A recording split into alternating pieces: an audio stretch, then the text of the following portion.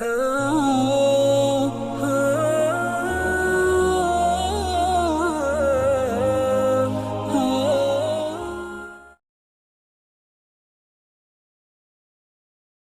lagi. Ya baik. Bismillahirrahmanirrahim. Ustaz, sekarang kan sudah bulan eh, kelahiran Nabi SAW. Apakah merayakan Nabi Maulid Nabi itu merupakan bid'ah atau bukan? Baik, ini pertanyaan yang nggak ada habis-habisnya dan dibincangkan juga nggak akan ada ujung-ujungnya. Ya, jadi Maulid Nabi ini adalah ikhtilaf di antara para ulama. Ya. Ada yang membolehkan, ada yang tidak membolehkan. Seperti itu. Yang dua-duanya juga memiliki dalil. Ya.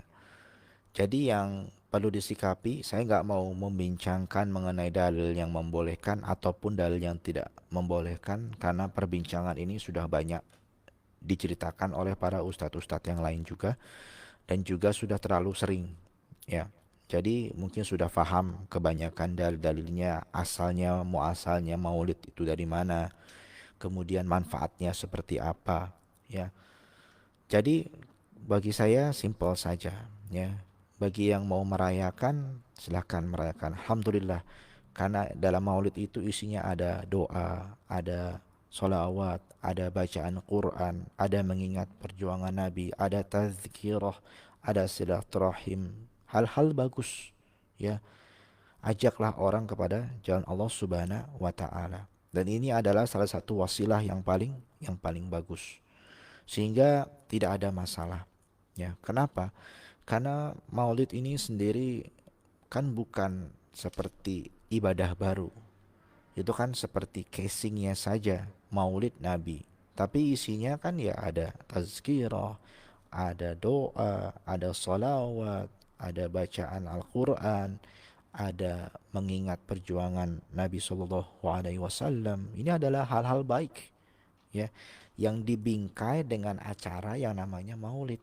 Jadi jangan sampai kita tersesat atau kita bingung dari acara itu, ya. Acaranya itu nggak ada masalah, karena kalau kita katakan Maulid itu adalah beda, maka banyak juga acara-acara keagamaan yang jadi beda. Misalnya daurah, tazkirah, ceramah, tablik akbar.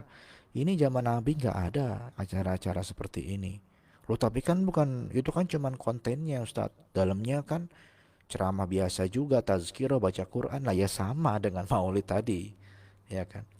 Nggak ada bedanya, kan casingnya saja. Memang sebagian majelis zikir seperti majelis zikir Rasulullah SAW di Malaysia ini ada juga, itu memang ada rotib, ada turutannya, tapi itu nggak masalah juga, ya. Bukan berarti lantas orang yang nggak ikut turutan bacaan maulidnya itu, ceritanya gitu ya, pujian-pujiannya, sholawatnya, lantas menjadikan acara maulidnya tidak sah. Bukan, karena maulid itu cuma sekedar casingnya saja. Yang penting itu adalah isinya, bagaimana orang itu banyak berzikir, banyak sholawat. Sholawat itu mau dibuat berjamaah sendiri-sendiri, Allah Subhanahu wa taala sudah memberikan payung hukumnya. Ya ayyuhalladzina amanu sallu alaihi wasallimu taslima. Wahai orang-orang yang beriman, bersolawatlah ke atas Nabi SAW. Itu sudah perintah. Mau buat solawat di mana saja, kapan saja, silahkan. Ya. Bahkan ada hadis yang mengatakan siapa yang bersolawat kepada Nabi SAW, Allah akan bersolawat kepadanya. Jadi nggak ada batasannya. Nggak harus karena misalnya pas maulid dia solawat, di luar maulid nggak solawat, lantas jadi mau lawas solawatnya beda. Nggak ada. Solawat salawat saja. Sebagaimana doa. Doa ya doa saja. Ada orang mau doa selepas sholat, sebelum sholat, dalam sholat, ya silahkan. Karena nggak ada larangannya berdoa di luar sholat, ya kan. Allah cuma memberikan Udu'u rabbakum tadarru'aw wa khufyah. Sebutlah, berdoalah kepada Tuhanmu dengan tadarru wa khufyah, dengan perasaan hati yang rendah dan ketakutan pada Allah, dan juga suara yang lembut. Ya kan, itu cuma aturan-aturan doa. Tapi tidak ada yang melarang untuk berdoa selepas sholat, ya. Karena saya dengar ada yang bilang jangan biasakan nanti jadi bid'ah. Apa hubungannya? Mau berdoa berdoa saja. Justru malah bagus ketika habis sholat berdoa.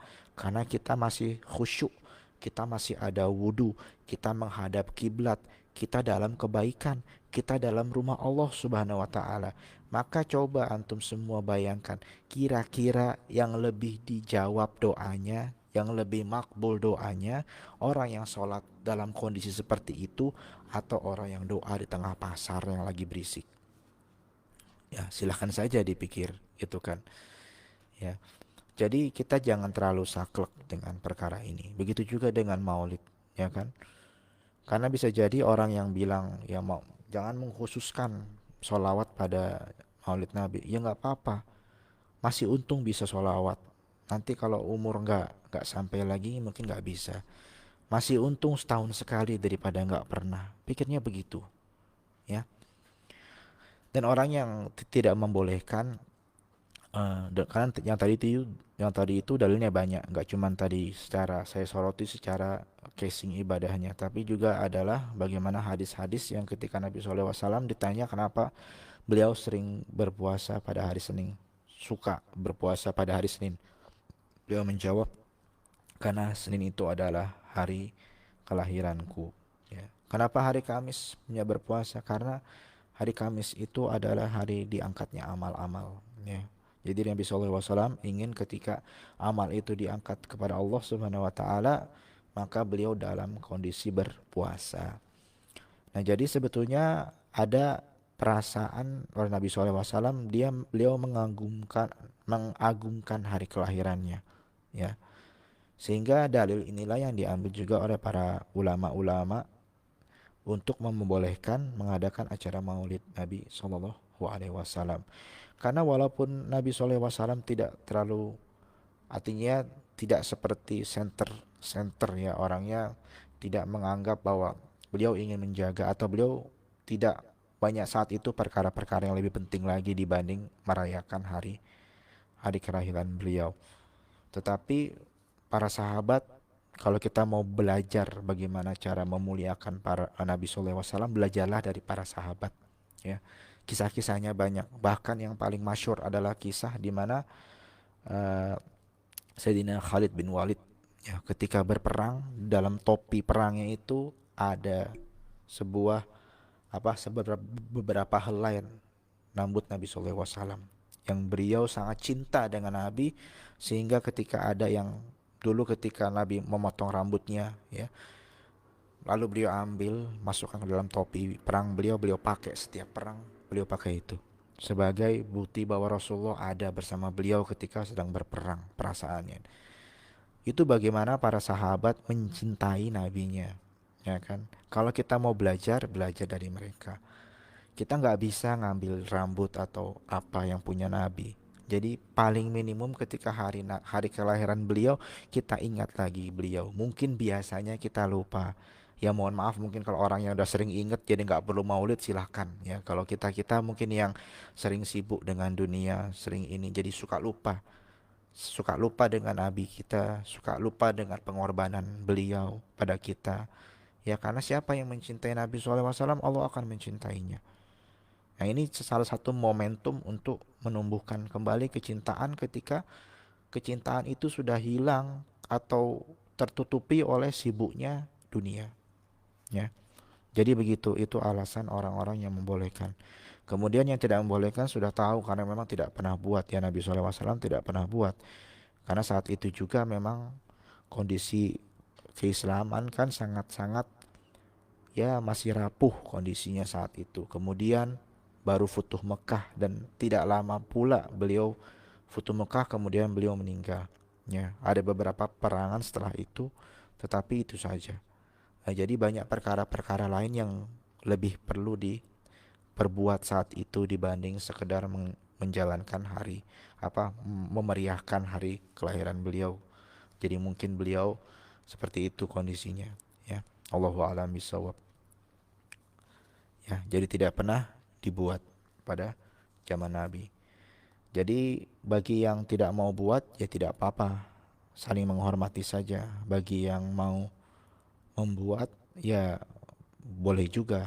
Jadi saling menghormatilah kita yang mau buat maulid dan yang tidak mau buat maulid. Jangan saling menyesatkan, jangan saling membidah-bidahkan, ya. Cukuplah gitu kan. Banyak permasalahan kita yang lebih penting dari sekedar ngurusin amal para sahabat kita, ya, kawan-kawan kita. Masih banyak orang-orang yang jauh dari masjid. Jangan sampai ketika kita berhasil mengajak mereka ke masjid, mereka lantas jadi lari dari masjid.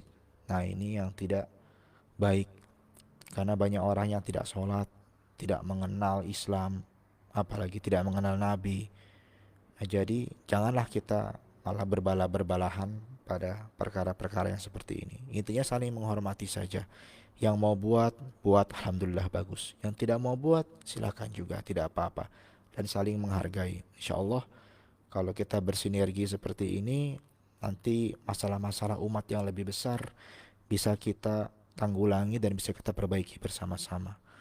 Karena yang lebih penting itu adalah banyak orang-orang yang gak sholat, banyak orang-orang yang gak kenal Islam, banyak orang-orang yang gak tersentuh dakwah. Dakwahilah mereka. Ya, itu yang paling penting daripada perbalahan mengenai perkara yang sifatnya furu'iyah dan ikhtilafiyah. Jadi nggak ada nggak ada ininya, manfaatnya. Ya, jadi semua ulama sudah sepakat ini adalah ikhtilafiyah. Jadi nggak perlu dibahas dalam-dalam, ataupun kalau ada ulama-ulama yang saling mencaci satu sama lain, ya jaga diri kita baik-baik sajalah dari perkara-perkara seperti ini. Baik, habis sudah insyaallah pertanyaannya. Saya rasa untuk pertemuan kali ini saya cukupkan sekian. أقول قولي هذا أستغفر الله العظيم لي ولكم ولسائر المسلمين والمسلمات والمؤمنين والمؤمنات فاستغفروه إنه هو الغفور الرحيم. السلام عليكم ورحمة الله وبركاته.